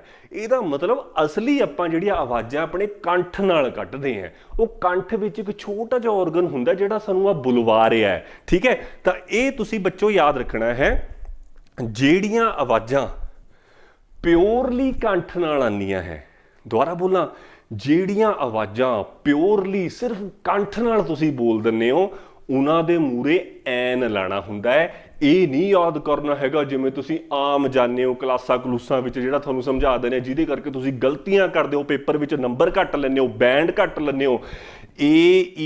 AEIOU ਦੇ ਮੂਹਰੇ ਐਨ ਨਹੀਂ ਲਾਣਾ ਹੈਗਾ। ਕਿੱਥੇ ਐਨ ਲਾਣਾ, ਉਹਦੇ ਮੂਹਰੇ ਐਨ ਲਾਣਾ ਜਿਹੜੀ ਤੁਸੀਂ ਕੰਠ ਨਾਲ ਕੱਢਦੇ ਹੋ। ਅੱਛਾ ਅਗਲੀ ਗੱਲ, ਹੁਣ ਤੁਹਾਨੂੰ 1 ਮਿੰਟ ਹੋਰ ਦੇਖ ਲਓ ਜਦ ਸਮਝ ਲੱਗ ਜਾਣਾ। ਜਿਹੜੇ ਵੀ ਅੱਖਰਾਂ ਵਿੱਚ ਤੁਸੀਂ ਆਪਣੇ ਲਿਪਸ, ਬੁੱਲ, ਜਿਹੜੇ ਵੀ ਅੱਖਰਾਂ ਵਿੱਚ ਤੁਸੀਂ ਆਪਣੀ ਟੰਗ, ਜੀਭ, ਜਿਹੜੇ ਵੀ ਟੀਥ ਤੇ ਬੋਡੀ ਦਾ ਇਸਤੇਮਾਲ ਕਰਦੇ ਹੋ, ਉਹਦੇ ਮੂਹਰੇ ਕੀ ਲਾਣਾ ਹੈ, ਏ ਲਾਣਾ ਹੈ। ਅੱਛਾ ਹੁਣ ਬੋਲ ਕੇ ਦਿਖਾਵਾਂ, ਹੁਣ ਤੁਸੀਂ ਦੇਖੋ ਮੈਂ ਏ ਬੋਲ ਕੇ ਦਿਖਾਵਾਂ। ਏ ਦੇਖਿਓ, ਜਦ ਮੈਂ ਏ ਬੋਲੂੰਗਾ ਦੱਸਿਓ ਕੀ ਮੇਰੇ ਬੁੱਲ ਹਿੱਲੇ, ਕੀ ਮੇਰੀ ਜੀਭ ਹਿੱਲੀ, ਕੀ ਮੇਰੇ ਦੰਦ ਹਿੱਲੇ, ਕੀ ਮੇਰਾ ਸਰੀਰ ਹਿੱਲਿਆ। ਦੇਖਿਓ ਏ ਨਾ ਜੀ, ਕਹਿੰਦੇ ਨਾ ਦੰਦ ਹਿਲਾਏ, ਨਾ ਬੁੱਲ ਹਿਲਾਏ, ਤੇ ਨਾ ਇਹਨੇ ਆਪਣੇ ਟੀਥ ਹਿਲਾਏ, ਨਾ ਇਹਨੇ ਆਪਣਾ ਸਰੀਰ ਹਿਲਾਇਆ ਹੈ, ਕੁਝ ਨਹੀਂ ਕਰਿਆ ਹੈਗਾ, ਕੰਠ ਨਾਲ ਸਿੱਧਾ ਹੀ ਆਇਆ। ਇਹਦਾ ਮਤਲਬ ਕਿਆ ਹੋਇਆ, ਇਹ ਇੱਕ ਵੋਵਲ ਸਾਊਂਡ ਹੈ। ਵੋਵਲ ਸਾਊਂਡ ਬੱਚਿਓ ਕਿਹਨੂੰ ਕਹਿਣਾ, ਜਿਹੜੀ ਡਾਇਰੈਕਟ ਕੰਠ ਨਾਲ ਆਉਂਦੀ ਹੈ। ਤੇ ਦੂਸਰੀਆਂ ਕਿਹਨੂੰ ਕਹਿਣਾ, ਇਹ ਕਿਹਨਾਂ ਦੇ ਮੂਹਰੇ ਲਾਣਾ ਹੈ, ਕੰਠ ਨਾਲ ਤਾਂ ਆਉਂਦੀ ਹੈ ਪਰ ਉਹਦੇ ਵਿੱਚ ਬੁੱਲ ਵੀ ਹਿਲਦਾ ਹੈ, ਉਹਦੇ ਵਿੱਚ ਦੰਦ ਵੀ ਹਿਲਦਾ ਹੈ, ਉਹਦੇ ਵਿੱਚ ਸਾਡੀ ਜੀਭ ਵੀ ਹਿੱਲ ਸਕਦੀ ਹੈ, ਉਹਦੇ ਵਿੱਚ ਸਾਡਾ ਸਰੀਰ ਵੀ ਹਿੱਲ ਸਕਦਾ ਹੈ। ਜਿਨ੍ਹਾਂ ਵਿੱਚ ਬੱਚਿਓ ਡਾਇਰੈਕਟ ਆਵਾਜ਼ ਕੰਠ ਨਾਲ ਆਉਂਦੀ ਹੈ, ਜਿੱਥੇ ਬੁੱਲ, ਦੰਦ, ਜੀਭ ਸਾਡੀ ਨਹੀਂ ਹਿੱਲਦੀ ਹੈਗੀ, ਉਹ ਵਰਡਸ ਨੂੰ ਆਪਾਂ ਕਹਿੰਦੇ ਆ ਵੋਕਲ ਸਾਊਂਡਸ। ਜਦ ਪਹਿਲਾ ਅੱਖਰ ਕਿਸੇ ਵਰਡ ਦਾ ਪਹਿਲਾ ਅੱਖਰ ਵੋਕਲ ਸਾਊਂਡ ਹੁੰਦਾ ਹੈ ਉਹਦੇ ਮੂਹਰੇ ਤੁਸੀਂ ਐਨ ਲਾਣਾ, ਇਹ ਗਲਤੀ ਨਹੀਂ ਕਰਨੀ ਹੈਗੀ। ਜਦ ਕਿਸੇ ਵਰਡ ਦਾ ਪਹਿਲਾ ਅੱਖਰ ਏ ਹੁੰਦਾ ਹੈ, ਅੱਛਾ ਪਹਿਲਾ ਅੱਖਰ ਇਹੋ ਜਿਹਾ ਹੁੰਦਾ ਹੈ ਵੀ ਜਿਹਨੂੰ ਬੋਲਣ ਲੱਗੇ ਤੁਹਾਨੂੰ ਆਪਣੇ ਬੁੱਲ, ਜੀਭ, ਟੀਥ ਤੇ ਸਰੀਰ ਦਾ ਇਸਤੇਮਾਲ ਕਰਨਾ ਪਵੇ, ਉਹਦੇ ਮੂਹਰੇ ਤੁਸੀਂ ਏ ਲਾਣਾ ਹੈ। ਹੁਣ ਮੈਂ ਤੁਹਾਨੂੰ ਐਗਜ਼ਾਮਪਲ ਦਿੰਦਾ, ਮਜ਼ਾ ਆ ਜਾਊਗਾ। ਬਸ ਆਖਰੀ 3 ਮਿੰਟ ਫਟਾਫਟ ਇਹ ਤੁਸੀਂ ਯਾਦ ਰੱਖਣਾ ਹੈ। ਕਿਸੇ ਵੀ ਰਾਈਟਿੰਗ ਵਿੱਚ ਕਦੀ ਗਲਤੀ ਨਹੀਂ ਕਰਨੀ ਹੈ, ਸਪੀਕਿੰਗ ਵਿੱਚ ਵੀ ਕਦੀ ਗਲਤੀ ਨਹੀਂ ਕਰਨੀ ਹੈ। ਦੇਖੋ ਜਿਵੇਂ ਹੁਣ ਯੂ ਤੋਂ ਮੈਂ ਅੱਖਰ ਬਣਾਵਾਂ, ਯੂ ਤੋਂ ਇੱਕ ਮੈਂ ਬਣਾਇਆ ਅੰਬਰੇਲਾ, ਇੱਕ ਮੈਂ ਬਣਾਇਆ ਯੂਨੀਵਰਸਿਟੀ। ਅੱਛਾ ਯੂ ਤੋਂ ਮੈਂ ਇੱਕ ਬੋਲਣਾ ਹੈ ਅੰਬਰੇਲਾ, ਕੀ ਬੋਲਣਾ ਹੈ ਅੰਬਰੇਲਾ। ਦੇਖੋ ਜਰਾ ਸਿਰਫ ਕਿਹੜੇ ਅੱਖਰ ਤੇ ਕੰਸੈਂਟਰੇਟ ਕਰਨਾ ਹੈ, ਪਹਿਲੇ ਅੱਖਰ ਤੇ, ਅੱਗੇ ਨਹੀਂ ਸਾਰੇ ਦੇਖਣਾ, ਪਹਿਲਾ ਅੱਖਰ ਦੇਖਣਾ ਹੁੰਦਾ ਹੈ। ਅੰਬਰੇਲਾ ਦੇਖਿਓ ਅੰਬਰੇਲਾ ਦਾ ਜਿਹੜਾ ਯੂ ਮੈਂ ਬੋਲਦਾ ਹੈ ਨਾ, ਉਹਦੇ 'ਚ ਮੈਂ ਬੁੱਲ ਹਿਲਾਨਾ ਹੈ, ਨਾ ਮੈਂ ਦੰਦ ਹਿਲਾਨਾ ਹੈ, ਨਾ ਮੈਂ ਜੀਭ ਹਿਲਾਨਾ ਹੈ, ਗਲੇ ਤੋਂ ਸਿੱਧਾ ਹੀ ਆਉਂਦਾ। ਅੰਬਰੇਲਾ ਦਾ ਦੇਖਿਓ ਅੰਬਰੇਲਾ, ਅੰਬਰੇਲਾ, ਉਹ ਤਾਂ ਗੱਲ ਠੀਕ ਹੈ। ਜਦ ਐਮ ਬੀ ਬੋਲਣੇ ਆ ਫਿਰ ਤਾਂ ਆਪਣੇ ਸਾਡੇ ਬੁੱਲ ਵੱਲ ਹਿਲਦੇ ਹੀ ਆ। ਮੈਂ ਕੀ ਕਿਹਾ, ਸਿਰਫ ਪਹਿਲੇ ਅੱਖਰ ਤੇ ਕੰਸੈਂਟਰੇਟ ਕਰਨਾ। ਅੰਬਰੇਲਾ ਦਾ ਪਹਿਲਾ ਅੱਖਰ ਕੀ ਹੈ ਅੰਬਰੇਲਾ, ਅੰਬਰੇਲਾ। ਤਾਂ ਜਦ ਮੈਂ ਪਹਿਲਾਂ ਕਰ ਰਿਹਾ ਸਿਰਫ ਮੂੰਹ ਖੁੱਲ੍ਹਾ ਹੈ, ਨਾ ਮੈਂ ਆਪਣੇ ਲਿਪਸ ਹਿਲਾ ਰਿਹਾ, ਨਾ ਮੈਂ ਆਪਣੀ ਜੀਭ ਹਿਲਾ ਰਿਹਾ, ਨਾ ਮੈਂ ਆਪਣੇ ਦੰਦ ਹਿਲਾ ਰਿਹਾ ਤੇ ਨਾ ਹੀ ਮੈਂ ਆਪਣਾ ਸਰੀਰ ਹਿਲਾ ਰਿਹਾ। ਤਾਂ ਕਹਿਣ ਦਾ ਮਤਲਬ ਜਦ ਤੁਸੀਂ ਯੂ ਨਾਲ ਅੰਬਰੇਲਾ ਬੋਲਣਾ ਤਾਂ ਕੀ ਯੂਜ਼ ਕਰਨਾ ਹੈ ਐਨ ਅੰਬਰੇਲਾ, ਐਨ ਅੰਬਰੇਲਾ, ਐਨ ਅੰਬਰੇਲਾ। ਜਿਹੜਾ ਮੂਹਰੇ ਅੰਬਰੇਲੇ ਦੇ ਮੂਹਰੇ ਹੈ। ਹੁਣ ਸਮਝ ਗਏ? ਹੁਣ ਨਹੀਂ ਬਾਈ, ਹੁਣ ਤਾਂ ਸਾਰੀ ਉਮਰ ਨਹੀਂ ਭੁੱਲਣੀ ਹੈਗੀ ਗੱਲ, ਕਿਵੇਂ ਯਾਦ ਰੱਖਣੀ ਹੈ। ਅੱਗੇ ਯੂਨੀਵਰਸਿਟੀ ਦੇਖਿਓ ਜਰਾ, ਯੂ ਯੂ ਯੂਨੀਵਰਸਿਟੀ, ਯੂ ਮੈਂ ਕਿਆ ਕਰਿਆ ਇਹ ਬੁੱਲ ਹਿਲਾਏ, ਯੂ ਯੂ।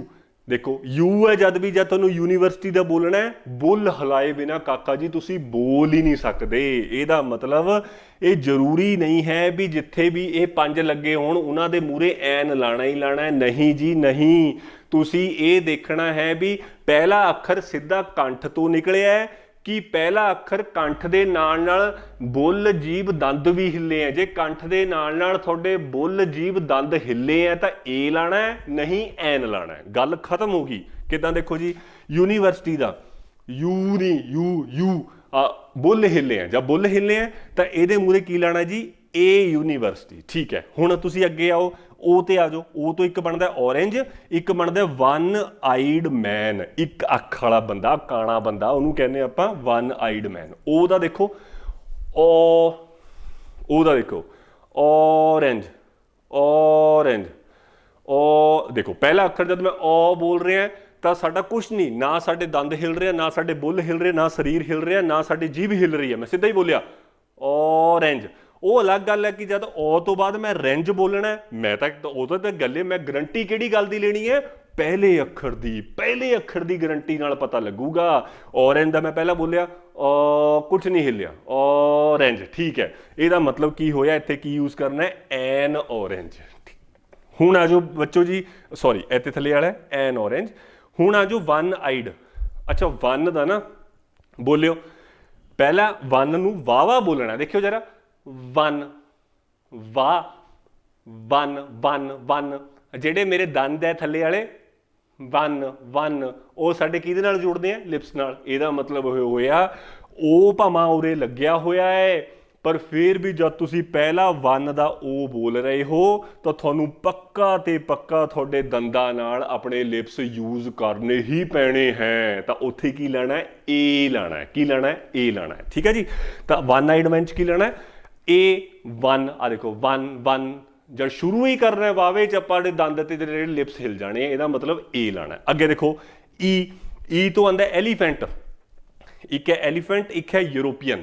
ਤੁਸੀਂ ਦੇਖੋ ਐਲੀਫੈਂਟ ਵਿੱਚ ਪਹਿਲਾ ਐਲੀਫੈਂਟ ਦਾ ਪਹਿਲਾ ਅੱਖਰ ਦਿਖਣਾ ਹੈ ਐਲੀਫੈਂਟ, ਉਹ ਬਾਅਦ ਦੀ ਬਲ। ਮੈਂ ਸਿਰਫ ਪਹਿਲੇ ਅੱਖਰ ਤੇ ਐਲੀਫੈਂਟ ਦਾ ਪਹਿਲਾ ਅੱਖਰ ਬੋਲ ਕੇ ਦੇਖੋ, ਸਿੱਧਾ ਕੰਠ ਤੋਂ ਆਉਂਦਾ ਹੈ, ਕੋਈ ਵੀ ਤੁਹਾਡਾ ਲਿਪਸ, ਟੰਗ, ਟੀਥ ਨਹੀਂ ਹਿਲਦਾ ਹੈਗਾ। ਤਾਂ ਐਲੀਫੈਂਟ ਦੇ ਮੂਹਰੇ ਕਾਕਾ ਜੀ ਕੀ ਲੈਣਾ ਹੈ ਐਨ ਲਾਣਾ ਹੈ। ਯੂਰੋਪੀਅਨ ਬੋਲ ਕੇ ਦੇਖਿਓ, ਯੂਰਪ ਜਾਂਦੇ ਨਾ ਆਪਾਂ ਘੁੰਮਣ, ਜਰਮਨੀ ਚੱਲ ਗਏ, ਇੱਧਰ ਅਲੱਗ ਅਲੱਗ ਦੇਸ਼ ਆ, ਆਸਟਰੀਆ ਹੋ ਗਿਆ, ਯੂਰਪ ਹੈ ਸਾਰਾ ਇਹ। ਠੀਕ ਹੈ, ਉਹਨੂੰ ਆਪਾਂ ਕਹਿੰਦੇ ਯੂਰੋਪੀਅਨ ਕੰਟਰੀਜ਼। ਯੂਰਪ ਬੋਲ ਕੇ ਦੇਖਿਓ, ਯੋ ਸ਼ੁਰੂ 'ਚ ਯੋ ਯੋ यो मेरे बोल आए जाने आए ਮੂਹਰੇ ਜਿਵੇਂ ਨਾ ਕੋਈ ਚਿੜੀ ਬੋਲਦੀ ਹੁੰਦੀ ਹੈ ਯੂਰੋਪੀਅਨ ਯੂਰੋਪੀਅਨ ਜਿੰਨਾ ਮਰਜ਼ੀ ਜ਼ੋਰ ਲਾ ਲਓ ਬੁੱਲਾ ਨੇ ਆਏ ਜਾਣਾ ਹੀ ਜਾਣਾ। ਇਹਦਾ ਮਤਲਬ ਹੋਇਆ ਇਹਦੇ ਮੂਹਰੇ ਕੀ ਲੈਣਾ ਕਾਕਾ ਜੀ ਤੁਸੀਂ ਏ ਲਾਣਾ ਹੈ। ਜਿਹੜੀ ਆਵਾਜ਼ ਸਿੱਧੀ ਕੰਠ ਤੋਂ ਆਉਂਦੀ ਹੈ ਉਹ ਆਵਾਜ਼ ਦੇ ਮੂਹਰੇ ਤੁਸੀਂ ਐਨ ਲਾਣਾ ਹੈ। ਬਾਰ-ਬਾਰ ਦੱਸ ਰਿਹਾ ਹੈ ਕੰਠ ਤੋਂ ਸਿੱਧੀ ਆਵਾਜ਼ ਨੂੰ ਕਹਿੰਦੇ ਆਪਾਂ ਵੋਕਲ ਸਾਊਂਡ। ਜਿਹੜੀ ਆਵਾਜ਼ ਵਿੱਚ ਸਾਡੇ ਬੁੱਲ ਬੱਲ ਹਿਲਦੇ ਹਨ ਜਾਂ ਦੰਦ ਹਿਲਦੇ ਹਨ ਉਹ ਆਵਾਜ਼ ਸਾਡੀ ਵੋਕਲ ਸਾਊਂਡ ਨਹੀਂ ਹੁੰਦੀ ਹੈ, ਉਹਨਾਂ ਦੇ ਮੂਹਰੇ ਏ ਲਾਣਾ ਹੈ। ਇਹ ਤੁਸੀਂ ਰਾਈਟਿੰਗ 'ਚ ਵੀ ਬਹੁਤ ਖਿਆਲ ਰੱਖਣਾ ਹੈ ਤੇ ਸਪੀਕਿੰਗ 'ਚ ਵੀ ਬਹੁਤ ਖਿਆਲ ਰੱਖਣਾ ਹੈ। ਠੀਕ ਹੈ, ਹੁਣ ਆ ਜਾਓ ਜੀ ਖਤਮ, ਆਲਮੋਸਟ ਖਤਮ ਹੈ। ਜਿਵੇਂ ਇੱਕ ਹੁੰਦਾ ਏ ਐਪਲ, ਇੱਕ ਹੁੰਦਾ ਐਨ ਐਪਲ। ਠੀਕ ਹੈ, ਪਤਾ ਹੈ ਕਿਹੜਾ ਸਹੀ ਹੈ ਜੀ? ਐਪਲ ਬੋਲਿਓ ਜਰਾ, ਐਪਲ। ਜਦ ਆਪਾਂ ਐ ਬੋਲਦੇ ਹਾਂ ਆਰਾਮ ਨਾਲ ਬੋਲਦੇ ਹਾਂ, ਤੁਸੀਂ ਬੋਲ ਕੇ ਦੇਖ ਲਓ ਚਾਹੇ ਐਪਲ। ਸਿੱਧੀ ਕੰਠ ਤੋਂ ਆਵਾਜ਼ ਆਉਂਦੀ ਹੈ, ਨਾ ਤੁਸੀਂ ਬੁੱਲ ਨਾ ਤੁਸੀਂ ਦੰਦ ਨਾ ਤੁਸੀਂ ਜੀਭ ਹਿਲਾਉਂਦੇ ਹੋ, ਸਰੀਰ ਵੀ ਨਹੀਂ ਹਿਲਾਉਂਦੇ। ਐਪਲ ਉਹ ਬਾਅਦ ਦੀ ਗੱਲ ਹੈ ਕਿ ਜਦ ਪੱਪੇ ਪਰ ਜਾਂਦੇ ਆਪਣਾ ਮੂੰਹ, ਆਪਾਂ ਤਾਂ ਸਿਰਫ ਕਿਹੜਾ ਅੱਖਰ ਦੇਖਣਾ? ਪਹਿਲਾ ਅੱਖਰ ਦੇਖਣਾ ਹੈ। ਤਾਂ ਏ ਐਪਲ ਤੇ ਐਨ ਐਪਲ ਵਿੱਚ ਐਨ ਐਪਲ ਸਹੀ ਹੈ, ਸਾਰਿਆਂ ਨੂੰ ਪਤਾ ਹੈ, ਬਿਲਕੁਲ ਸਹੀ। ਤੇ ਜਿਹੜਾ ਐਨ ਐਪਲ ਹੈ ਬੱਚੋ, ਇਹ ਕਈ ਵਾਰ ਨਾ ਕਈ ਬੱਚੇ ਬਿਲਕੁਲ ਬੇਸਿਕ ਡਾਊਟ ਪੁੱਛਦੇ ਵੀ ਸਰ ਅੱਛਾ ਜਿਹਦੇ ਵਿੱਚੋਂ ਕੰਠ 'ਚੋਂ ਆਵਾਜ਼ ਆਉਂਦੀ ਹੈ ਤਾਂ ਅੰਗਰੇਜ਼ਾਂ ਨੇ ਆਏ ਕਾਹਤੇ ਸੋਚਿਆ ਵੀ ਉਹਨਾਂ ਨਾਲ ਆਪਾਂ ਐਨ ਲਾਣਾ? ਉਹ ਕਾਕਾ ਜੀ ਜਿਹੜਾ ਇਹ ਆਪਣੇ ਆਪ 'ਚ ਅੱਖਰ ਹੈ ਨਾ ਇਹ ਵੀ ਕੰਠ ਤੋਂ ਆਉਂਦਾ, ਬੋਲ ਕੇ ਦੇਖ ਲਓ, ਇਹ ਕੰਠ ਤੋਂ ਸਿੱਧਾ ਆਉਂਦਾ। ਤੇ ਜਿਹੜਾ ਐਪਲ ਦਾ ਪਹਿਲਾ ਅੱਖਰ ਹੈ ਇਹ ਵੀ ਕੰਠ ਤੋਂ ਹੀ ਆਉਣਾ, ਕਰਕੇ ਦੇਖ ਲਓ। ਐਪਲ ਦਾ ਪਹਿਲਾ ਅੱਖਰ ਐਪਲ। ਤਾਂ ਇਹਦਾ ਮਤਲਬ ਇਹ ਹੋਇਆ ਅੰਗਰੇਜ਼ਾਂ ਨੇ ਕਿਹਾ ਗਲੇ ਪਰ ਇੰਨਾ ਜ਼ੋਰ ਨਹੀਂ ਪਾਉਣਾ ਹੈਗਾ ਆਪਾਂ। ਇਹ ਜਿਹੜਾ ਅੱਖਰ ਹੈ ਇਹ ਵਰਡ ਲੈਟਰ ਆਪਣੇ ਆਪ 'ਚ ਵੀ ਇਹ ਪਹਿਲਾ ਕੰਠ ਤੋਂ ਹੀ ਬੋਲਦੇ। ਤੁਸੀਂ ਵਰਡ ਇਹ ਲੈਟਰ ਬੋਲ ਕੇ ਦੇਖੋ, ਏ। ਐਪਲ ਵੀ ਪਹਿਲਾਂ ਤੁਸੀਂ ਕੰਠ ਤੋਂ ਬੋਲਣਾ, ਐਪਲ ਦਾ ਪਹਿਲਾ ਅੱਖਰ ਵੀ ਤੁਸੀਂ ਕਿੱਥੋਂ ਬੋਲਣਾ ਹੈ? ਕੰਠ ਤੋਂ ਬੋਲਣਾ। ਜੀਭ ਬੁੱਲ ਬੱਲ ਨਹੀਂ ਹਿਲਾਣੇ ਹੈਗੇ। ਤਾਂ ਤੁਸੀਂ ਇਹ ਦੇਖੋ ਵੀ ਉਹ ਕਹਿੰਦੇ ਵੀ ਇੰਨਾ ਗਲੇ ਪਰ ਪ੍ਰੈਸ਼ਰ ਨਹੀਂ ਲੈਣਾ ਹੈਗਾ। ਜਦ ਵੀ ਦੋ ਇਹੋ ਜਿਹੇ ਕਾਕਾ ਜੀ ਲੈਟਰਸ ਆ ਜਾਂਦੀਆਂ ਵੀ ਗਲੇ ਪਰ ਲਗਾਤਾਰ ਪ੍ਰੈਸ਼ਰ ਹੈ, ਏ ਨਾਲ ਵੀ ਗਲੇ ਪਰ ਪ੍ਰੈਸ਼ਰ ਹੈ ਕਿਉਂਕਿ ਗਲੇ ਤੋਂ ਕੰਠ ਤੋਂ ਸਿੱਧਾ ਆ ਰਿਹਾ ਹੈ। ਐਪਲ ਦਾ ਵੀ ਜਿਹੜਾ ਪਹਿਲਾ ਅੱਖਰ ਹੈ ਉਹ ਵੀ ਗਲੇ ਤੋਂ ਕੰਠ ਤੋਂ ਸਿੱਧਾ ਆ ਰਿਹਾ ਹੈ। ਤਾਂ ਇਹੋ ਜਿਹੇ ਕੇਸ ਵਿੱਚ ਉਹਨਾਂ ਨੇ ਕਿਹਾ ਕੀ ਕਰੋ, ਗਲੇ ਨੂੰ ਰੈਸਟ ਦਿਓ ਮਾੜਾ ਜਿਹਾ। ਜਦ ਰੈਸਟ ਦਿੰਦੇ ਆ ਨਾ ਤਾਂ ਉੱਥੇ ਆਪਾਂ ਐਨ ਲਾ ਦਿੰਦੇ ਆ। ਦੋ ਅੱਖਰ ਲਗਾਤਾਰ ਕੰਠ ਚੋਂ ਨਿਕਲਣ ਵਾਲੇ ਨਹੀਂ ਬੋਲਦੇ ਹੈਗੇ, ਤਾਂ ਹੀ ਇਹ ਕਨਸੈਪਟ ਬਣਿਆ ਹੈ ਵੀ ਜਦ ਵੀ ਦੋ ਅੱਖਰ ਕੰਠ ਤੋਂ ਬੋਲਣੇ ਵਾਲੇ ਆਣੇ ਆ ਵਿੱਚ ਐਨ ਲਾਣਾ ਹੈ, ਤਾਂ ਹੀ ਉੱਥੋਂ ਐਨ ਵਾਲੀ ਗੱਲ ਬਣੀ ਹੈ। ਠੀਕ ਹੈ, ਗੱਲ ਹੋ ਗਈ ਕਲੀਅਰ। ਕਦੀ ਵੀ ਦੋ ਕੰਠ ਤੋਂ ਸਿੱਧੇ ਬੋਲਣੇ ਵਾਲੇ ਜਿਹੜੇ ਸ਼ਬਦ ਆਪਣੇ ਲੈਟਰਸ ਹੈ ਉਹਨਾਂ ਦੇ ਵਿੱਚ ਐਨ ਜ਼ਰੂਰ ਲਾਣਾ, ਉਹਨੂੰ ਹੀ ਆਪਾਂ ਐਨ ਕਹਿੰਦੇ ਹਾਂ। ਠੀਕ ਹੈ, ਕਿੱਦਾਂ ਬਣਿਆ ਹੈ? ਕਈ ਬੱਚੇ ਐਂ ਪੁੱਛਣ ਲੱਗ ਜਾਂਦੇ ਅੱਛਾ ਸਰ ਐਂ ਕਾਹਤੇ ਬਣਿਆ? ਕਿਤੇ ਏ ਲਾਉਂਦੇ ਕਿਤੇ ਏ ਐਨ ਕਿਵੇਂ ਸੋਚਿਆ? ਇਹ ਇਸ ਤਰੀਕੇ ਨਾਲ ਸੋਚਿਆ। ਠੀਕ ਹੈ, ਅੱਛਾ ਉੱਪਰ ਵਾਲੇ ਵਿੱਚ ਜਿਵੇਂ ਆਪਾਂ ਏ ਐਪਲ, ਉਹ ਤਾਂ ਗਲਤੀ ਸੀਗਾ, ਚਲੋ ਖਤਮ ਹੋ ਗਿਆ। ਅੱਛਾ ਇੱਕ ਰੀਡ ਕਿੱਦਾਂ ਕਰਨਾ ਹੈ ਬਈ, ਇਹ ਤੁਹਾਡੇ ਸਪੀਕਿੰਗ ਵਿੱਚ ਇੰਨਾ ਜ਼ਰੂਰੀ ਹੈ, ਮੈਂ ਕੀ ਦੱਸਾਂ ਕਾਕਾ ਜੀ। ਕਦੀ ਵੀ ਕੋਈ ਐਨ ਵਾਲਾ ਵਰਡ ਹੈ ਨਾ, ਜਦ ਉਹ ਐਨ ਵਾਲਾ ਵਰਡ ਤੁਸੀਂ ਕਿਸੇ ਵੀ ਕੀਮਤ ਤੇ ਕਦੀ ਵੀ ਕੱਲਾ ਨਹੀਂ ਬੋਲਣਾ, ਆਏ ਨਹੀਂ ਬੋਲਣਾ ਹੈਗਾ। ਦੇਖੋ ਲਿਸਨਿੰਗ ਸੁਣਿਓ, ਐਨ ਐਪਲ ਨਹੀਂ ਬੋਲਣਾ ਹੈਗਾ। ਇਹ ਹੋ ਗਈ ਪੁਰਾਣੇ ਜ਼ਮਾਨੇ ਵਾਲੀ ਗੱਲ ਜਮੀ, ਐਨ ਐਪਲ ਨਾ ਨਾ ਇੱਦਾਂ ਨਹੀਂ ਬੋਲਣਾ ਹੈਗਾ। ਜਦ ਵੀ ਕੋਈ ਤੁਸੀਂ ਐਨ ਵਾਲਾ ਅੱਖਰ ਬੋਲਣਾ ਹੈ ਸਪੀਕਿੰਗ ਵਿੱਚ ਕਦੀ ਵੀ ਆ ਜਾਵੇ ਤਾਂ ਤੁਸੀਂ ਐਨ ਜੋੜ ਦੇਣਾ ਹੈ ਐਪਲ ਦੇ ਨਾਲ। ਹੁਣ ਤੁਸੀਂ ਇਹਨੂੰ ਬੋਲੋ, ਕੀ ਬੋਲਣਾ? An apple. ਕਿਆ ਬੋਲਣਾ? An apple. ਇਹ ਯਾਦ ਰੱਖਣਾ ਹੈ ਸਪੀਕਿੰਗ ਵਿੱਚ ਜਦ ਕਿਤੇ ਵੀ ਐਨ ਬੋਲਣਾ ਹੈ, ਤੁਸੀਂ ਟੀਚਰ ਦੇ ਮੂਹਰੇ ਕਿਤੇ ਵੀ ਗੱਲ ਕਰਨੀ ਹੈ ਤਾਂ ਐਨ ਐਪਲ ਨੋ, ਤੁਸੀਂ ਕਹਿਣਾ ਐਨ ਐਪਲ। ਹੋਰ ਦੇਖੋ ਇੱਥੇ, ਦੇਖੋ ਇੱਥੇ ਬੋਲ ਕੇ ਦਿਖਾਵਾਂ, ਐਨ ਅੰਬਰੇਲਾ ਨਹੀਂ ਬੋਲਣਾ ਹੈਗਾ। ਕਿਆ ਬੋਲਣਾ ਹੈ? ਐਨ ਅੰਬਰੇਲਾ, ਐਨ ਅੰਬਰੇਲਾ, ਐਨ ਅੰਬਰੇਲਾ। ਇਹ ਬਹੁਤ ਜ਼ਰੂਰੀ ਹੈ, ਯਾਦ ਰੱਖਣਾ। ਜਿੱਥੇ ਐਨ ਲੱਗਦਾ ਹੈ ਤੁਸੀਂ ਐਨ ਨਾ ਟੁੱਟਮਾ ਨਹੀਂ ਸੋਚਣਾ ਹੈਗਾ, ਤੁਸੀਂ ਕੀ ਸੋਚਣਾ? ਉਹਦੇ ਨਾਲ ਹੀ ਹੈ। ਫਿਰ ਤੁਸੀਂ ਬਿਲਕੁਲ ਸਹੀ ਬੋਲੋਗੇ ਤਾਂ ਤੁਹਾਡੇ ਨੰਬਰ ਕੋਈ ਕੱਟ ਨਹੀਂ ਸਕਦਾ ਹੈਗਾ। ਐਨ ਅੰਬਰੇਲਾ ਨਹੀਂ ਬੋਲਣਾ, ਕੀ ਬੋਲਣਾ ਹੈ? ਐਨ ਅੰਬਰੇਲਾ, ਐਨ ਅੰਬਰੇਲਾ, ਐਨ ਅੰਬਰੇਲਾ। ਠੀਕ ਹੈ, an apple, an apple. Okay, ਯਾਦ ਰੱਖਣਾ। ਆਖਰੀ ਗੱਲ, ਖਤਮ ਹੋ ਗਿਆ। ਤੇ W ਤੇ Y ਜਿਹੜੇ ਕਾਕਾ ਜੀ ਹੁੰਦੇ ਆ ਬੜੇ ਪ੍ਰੋਬਲਮੈਟਿਕ ਅੱਖਰ ਹੁੰਦੇ ਆ। ਜਿਵੇਂ ਮੈਂ ਤੁਹਾਨੂੰ ਇੱਕ ਦੱਸਦਾ, ਈਅਰ ਇੱਕ ਅੱਖਰ ਹੈ। ਕਿਹੜਾ ਅੱਖਰ ਹੈ ਜੀ? ਈਅਰ। ਈਅਰ ਅੱਖਰ ਹੈ ਨਾ ਜਿਹੜਾ, ਈਅਰ ਤੁਸੀਂ ਬੋਲ ਕੇ ਦੇਖਿਓ, ਈਅਰ, ਈਅਰ, ਈਅਰ ਮਿਕਸ ਜਿਹਾ ਲੱਗਦਾ। ਐਂ ਲੱਗਦਾ ਹੈ ਵੀ ਬੁੱਲ ਦੰਦ ਯੂਜ਼ ਹੋ ਵੀ ਨਹੀਂ ਰਹੇ, ਕਦੀ ਕਦੀ ਐਂ ਲੱਗਦਾ ਸਰੀਰ ਯੂਜ਼ ਹੋ ਰਿਹਾ। ਦੇਖੋ ਈਅਰ, ਈਅਰ, ਈਅਰ ਵੀ ਆ ਤੁਹਾਡਾ ਗਲੇ ਜੇ ਤੇ ਜੋ ਗਲੇ ਨਾਲ ਆਉਣ ਵਾਲੇ ਛਾਤੀ ਦੇ ਜਿਹੜੇ ਆ ਮਸਲ ਜੇ ਖਿੱਚੇ ਜਾਂਦੇ ਆ, ਈਅਰ। कहने मतलब बड़ा कन्फ्यूजिंग है यार ईयर तो हाय ओ रब्बा ए लाइए कि एन लाइए कदी तो ऐ लगता भी कंठ तो आंदा है कदी ऐ लगता है भी कंठ तो नहीं आंदा हैगा भी नाल शरीर का जोर लगता है ये मैं थोनों पहले ही दस्सिया सीगा ये दो शरारती बच्चे हैं W ते Y है की है शरारती बच्चे जिहड़े ये शरारती बच्चे हैं दोस्तों इन्हां दे विच कई बार ऐ लगता है भी ये कंठ तो भी आ रहा है कई बार ऐ लगता है कंठ तो नहीं लग रहा कोई भी वर्ड जिहड़ा Y ते W तो शुरू हुंदा है ਉਹਦੀ ਜੜੇ ਕੱਟਤੀ ਅੰਗਰੇਜ਼ਾਂ ਨੇ ਉਹ ਕਹਿੰਦੇ ਯਾਰ ਕਿਹੜਾ ਸੋਚੀ ਜਾਵੇ ਵੀ ਕੰਠ ਤੋਂ ਆਂਦਾ ਹੈ ਕਿ ਬੁੱਲ ਤੋਂ ਆਂਦਾ ਤੁਸੀਂ ਕੀ ਕਰਨਾ ਮੂਹਰੇ ਕੀ ਲਾਣਾ ਹੈ ਪੱਕਾ ਏ ਲਾ ਦੇਣਾ ਹੈ ਸੋਚਣਾ ਹੀ ਨਹੀਂ ਹੈਗਾ ਜਿੱਥੇ ਵੀ ਜਿਵੇਂ ਐਗਜ਼ਾਮਪਲ ਹੈ ਏ ਈਅਰ ਐਗਜ਼ਾਮਪਲ ਕੀ ਯਾਦ ਰੱਖਣਾ ਤੁਸੀਂ ਕਾਕਾ ਜੀ ਏ ਈਅਰ ਇੱਕ ਮਿੰਟ ਮੈਂ ਤੁਹਾਨੂੰ ਮਿਟਾ ਦਿੰਦਾ ਗੰਦਾ ਨਹੀਂ ਬਿਲਕੁਲ ਕਰਨਾ ਬਿਲकुल क्लीयर है गल ए ईयर ए सही है एन ईयर कदी नहीं लिखना हैगा जी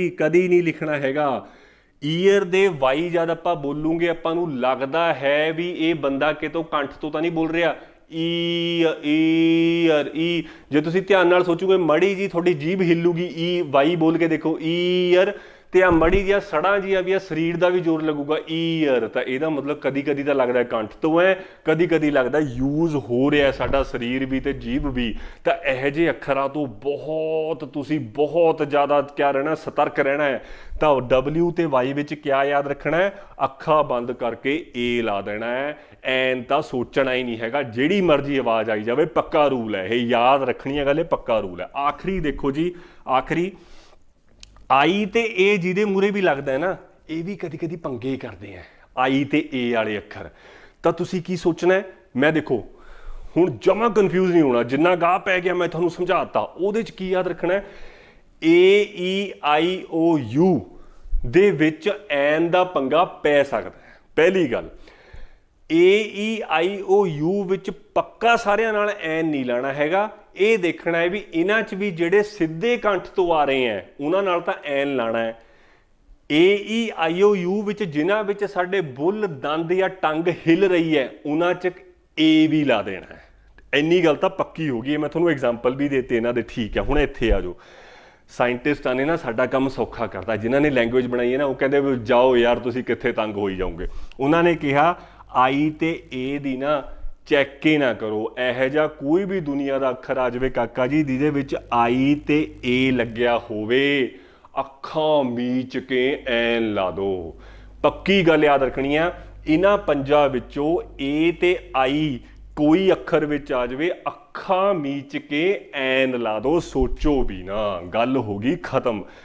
कोई भी अखर जिहदे विच W ते Y आया होवे ये प्रॉब्लम करते हैं परेशानी करते हैं अखा मीच के ए ला दो अच्छा पंगे वाले केड़े रह गए ई रह गया ओ रह गया यू रह गया देखो AEIOU विच ए ते आई दी तां मैं जड़े पट्टती एन ला दो जेड़े भी AEIOU विच ई ओ ते यू रह गया जी इन्हां विच तुसी साउंड चैक करनी है आ मैं देखो तुहानूं चैक कर करके दिखाए है यू ओ ते ई विच किहदे किहदे विच यू ओ ते ई विच जेड़ी साउंड काका जी कंठ तो आऊगी ओहदे मूहरे तां एन ला दो जेड़ी साउंड बुल बल हिलाऊगी या साडे दंद हिलाऊगी ओहदे मूहरे की ला दो ए ला दो ठीक है जी तां कहण दा मतलब सारी 26 अखरी विच सारी 26 अखरी विच 21 कॉन्सोनेंट्स किते भी आ जाण किसी भी राइटिंग रूटिंग च ए लाओ खत्म हो गई गल आ लास्ट है गल खत्म करन लगे हैं ते AEIO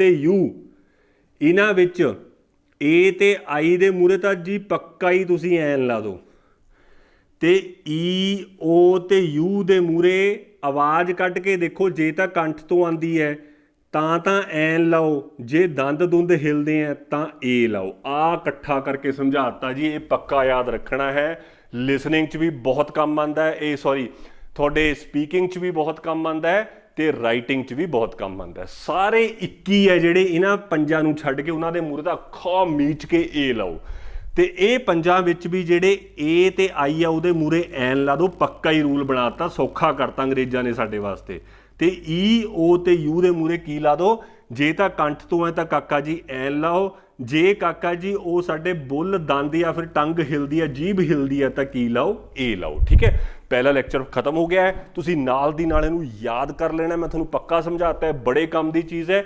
now we are moving to a second lecture. Okay, thank you.